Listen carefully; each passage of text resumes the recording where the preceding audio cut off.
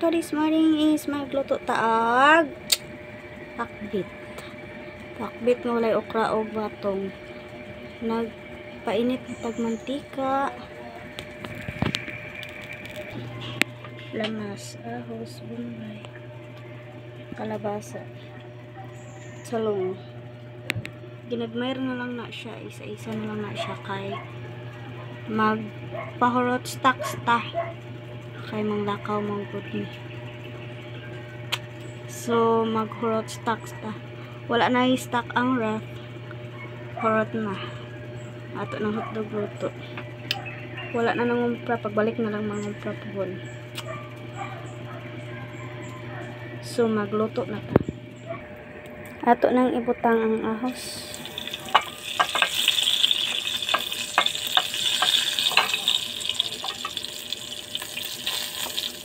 Isod kayo magluto una igibit-bit guys. Look at us. Charan!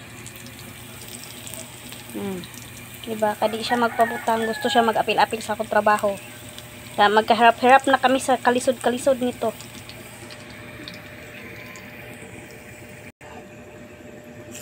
Yan na po to sa part nga ang kalaha is magdalagan-dalagan. Pasok yun yung bata ron. Apil-apilon. Mekas-mekas. Buhay ng isang ina.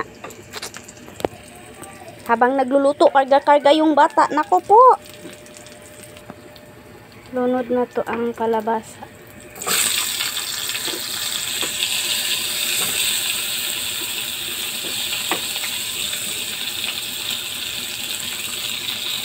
And imekas-mekas.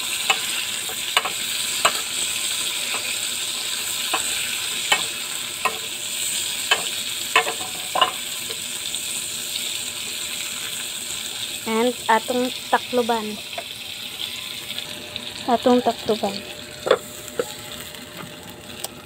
One gamay pang paluto sa kalabasa.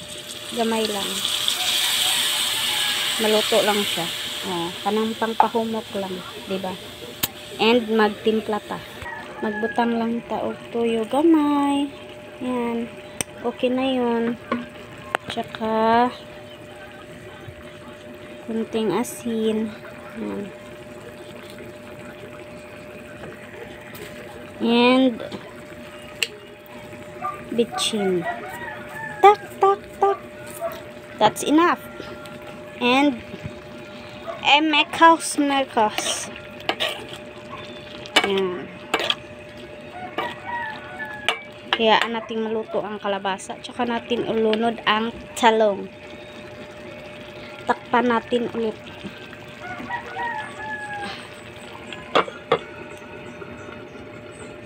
And atong tilawan kung sakto ra ba sa timpla. Before magtilaw, ato sang mekas-mekas na sabaya. Mekas-mekas na to. Kaya para ma-mix ang iyang timpla. Kung kalaha lagi, magdagandagan kano sa apatan madato. Magkalit na kalaha, magdagandagan ba. Tilawan na to. Lami. Ito, atong ilunod ang talong.